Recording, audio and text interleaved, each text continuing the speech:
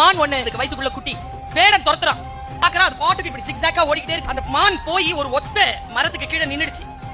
இந்த பக்கம் போலான்னு பார்த்தா உள்ள இருந்து ஒரு புலி வந்துருச்சு. இந்த பக்கம் போலான்னு பார்த்தா இடி.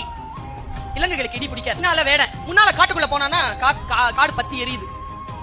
எங்க போறதுன்னு தெரியல. அந்த டைம் பார்த்து அந்த மானுக்கு பிரசவ வேதனை. இதோ இப்ப குட்டி போட்டாவணும். அது தன் ஆன்மா கிட்ட கேட்டுச்சா, நான் என்ன செய்ய? ஆன்மா சொல்லிச்சாம், உன் கடமை இப்பொழுது குட்டியை ஈனுவது.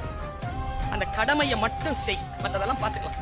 குட்டி போட்ட அந்த வினாடியில அந்த வேடன் நெருங்கிட்டான். அது குட்டி போடுதுன உடனே அவன் மனசு என்னமோ பண்ணுச்சா, அப்படி நின்ன வினாடியில புலி அவன் மேல பாய்றதுக்கு வந்துருச்சு.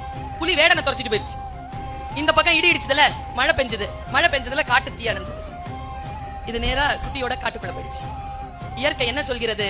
நீ உன் கடமையை மட்டும் செய், உன்னை சுற்றி இருக்கக்கூடிய பேராபத்துகளை இயற்கையும் கடவுளும் பிரபஞ்சமும் பார்த்துக் கொள்ளும். நாம் கடமையை செய்ய தவறுகின்ற பொழுதுதான் எல்லா துன்பங்களும் நமக்கு வருது.